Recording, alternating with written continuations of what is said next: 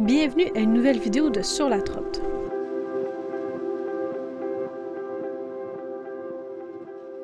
Après 5 heures de bus, on est officiellement arrivé à Phnom Penh. On avait un peu peur, il y avait bien des reviews sur Google. Ben, il y en avait bien. Pas tant que ça, mais il y en avait quelques-unes négatives. À date, on arrive, là, super beau, super grand, super propre. On a chacun nos petits lits. On va vraiment bien dormir.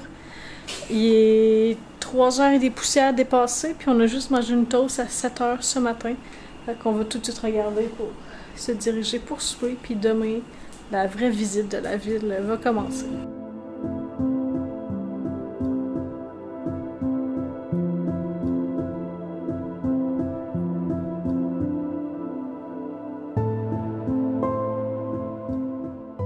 À Phnom Penh, la capitale du Cambodge, se trouvent deux lieux reliés à un moment sombre du pays. De 1975 à 1979, les Khmers rouges s'emparent du pouvoir. Une dictature extrême s'installe au pays. Pol Pot, le chef principal, aspire à un peuple ne pratiquant que l'agriculture.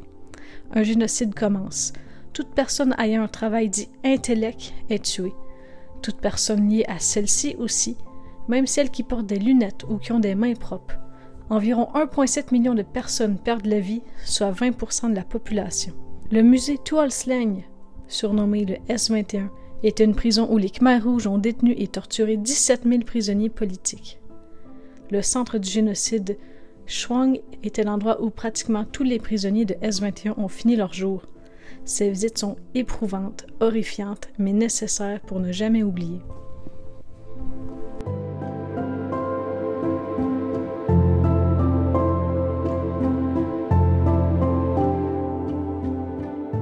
On vient de revenir à l'hôtel, on est finalement sortis en plein milieu de l'après-midi, puis on a vécu notre premier scam depuis qu'on est parti en voyage, et notre première arnaque. Je vais vous raconter ça, c'est vraiment pas grave, c'est juste décevant puis un peu frustrant. En milieu d'après-midi, il fait un peu moins chaud, donc on va sortir pour visiter la ville de Phnom Penh. J'avais quand même sélectionné quelques trucs, qui étaient surtout des bâtiments français, il y avait un temple proche, donc on s'est dirigé là en premier. Puis, il y avait une genre de réception style mariage, donc on n'a pas pu vraiment le visiter. À la sortie, un chauffeur de tuk-tuk qui s'est approché et qui nous a demandé « On vient d'où?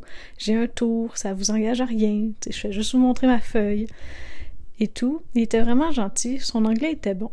Finalement, son tour, c'était vraiment un compressé de tout ce qu'on voulait faire. Puis on pouvait pas nécessairement tout faire non plus car on était à pied. Fait que là, on s'est dit « Ben, pourquoi pas? C'est une belle opportunité. » Au moment qu'on lui demande le prix, il a dit « Vous me donnerez comme vous voulez à la fin. Vous donnerez ce que vous trouvez que le tour a valu à la fin. » Puis là, j'ai un peu insisté. J'ai dit que je voulais connaître un prix. Je suis pas confortable d'embarquer dans le tuk-tuk si on le connaît pas. Puis il nous disait « Non, ça va, il n'y a pas d'inquiétude. » Il a précisé qu'il vit seul, fait que il n'y a pas de bouche supplémentaire à nourrir, fait que ce sera pas un si gros montant. S'il y a de quoi. Fait qu'on était comme, OK, on embarque, ça se passe bien. On passe devant plusieurs bâtisses. Tu sais, c'était pas le tour et le guide de l'année. Il disait surtout les années de construction. C'était plus pour nous déplacer. On a vu la bibliothèque, le bureau de poste. On s'est arrêté à un temple. Pour ça, il nous a laissé 15 minutes pour y aller. Il s'est arrêté ensuite pour qu'on pose des chauves-souris dans les arbres. Ensuite, on a traversé la rivière pour sortir du vrai centre-ville de Phnom Penh pour aller voir un super beau temple doré. Puis on s'est dit à la blague qu'on est rendu loin pour un petit tour d'1 heure. Mais rendu là, on s'est dit que ça ne nous dérangeait pas tant que ça. En tout cas, on a laissé ça comme ça, on n'a pas fait de commentaires. Après, au retour, on a passé devant le bâtiment le plus dangereux de la ville, puis ça s'est terminé par un arrêt à un temple. Puis à ce moment-là, il a fait un commentaire qui semblait dire qu'il y avait des enfants. Déjà là, c'était un truc bizarre. Puis plus le tour avançait, puis plus il disait que les étrangers avaient beaucoup d'argent contrairement à lui et tout. C'était pas un son de cloche, mais son comportement était plus le même qu'au début. On est seul à un temple et les moines commençaient à se diriger pour faire une prière à la fin de la journée. Fait qu'on était littéralement seul à l'extérieur. C'était pas dangereux, mais tu sais, on n'est pas devant un commerce ou quoi que ce soit. Puis là, il sort une feuille, puis il nous dit « Bon, pour le tuk-tuk, je vais vous charger 30, plus moi en tant que guide, un autre 30 US. » Fait qu'on était rendu à 60. Mais sur le coup, il écrivait juste 30-30, donc je pensais qu'il parlait en réel. Donc je trouvais que ça avait du bon sens.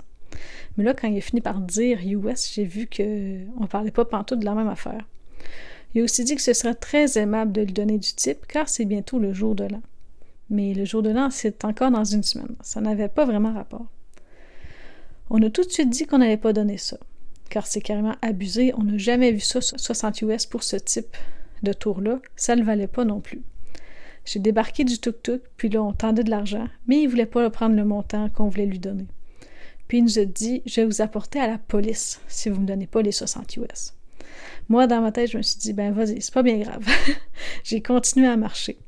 Après mûre réflexion, on pense sûrement qu'il nous aurait peut-être apporté une police corrompue, que ça n'aurait pas été une vraie police. Fait qu'en tout cas, on lui donne quand même un montant raisonnable, on se met à partir et il nous suit en tuk-tuk. Il nous criait, mais plutôt parlait très très fort, que ce qu'on a donné c'était pas assez, qu'il avait été un très très bon guide. En tentant de le fuir, on a croisé des polices sur le bord de la rue, et là, il a arrêté de nous suivre et s'est mis très loin. Une fois qu'on a tourné le coin de la rue, puis qu'on voyait plus les policiers, il est réapparu, pour encore nous dire que ce n'était pas assez et tout. On s'est rendu directement à l'hôtel. Il avait arrêté de nous suivre à un moment donné. Puis il connaissait le nom de notre hôtel, parce que c'est ici qu'il était supposé nous déposer. Fait qu'on a eu un peu peur, sincèrement, qu'il vienne nous rejoindre. On s'est renseigné à la réception, mais il n'était pas venu entre-temps. On leur a expliqué la situation, puis même eux ont dit, quand on leur a annoncé le prix demandé, que c'était complètement exagéré. On est juste allé souper au restaurant directement en face de l'hôtel, puis on est rentré. C'est vraiment pas grave, tu sais, on n'a pas perdu de l'argent en tant que tel. Ça valait pas vraiment ce qu'on a donné, je trouve.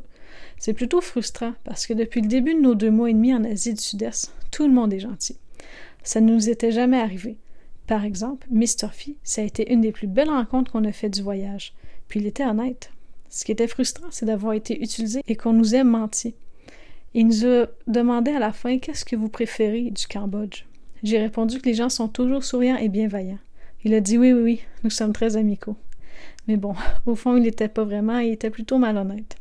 Avec l'erreur qu'on a fait, je vous conseillerais très sincèrement de vous assurer d'avoir un prix ou de vous le faire écrire quand vous embarquez dans un tuk-tuk. Mais tout comme que la veille, pour se rendre au Killing Fields, un homme nous a approchés et nous a dit que ce serait 5 $ l'aller et 5 $ le retour. On ne l'a pas écrit rien, puis c'est le prix qu'on a payé. Tout avait été respecté. Faire confiance aux gens, c'est bénéfique aussi. On ne peut pas toujours douter. En revenant à l'hôtel, on a croisé une Française qui nous a parlé. Elle a semblé nous dire que ce qu'elle avait lu, c'est surtout à Phnom Penh que les arnaques touristiques, ça arrive. Soyez au courant et soyez peut-être un peu plus à l'affût, mais c'est pas tout le monde qui est malveillant non plus. On se revoit dans une prochaine vidéo. À bientôt!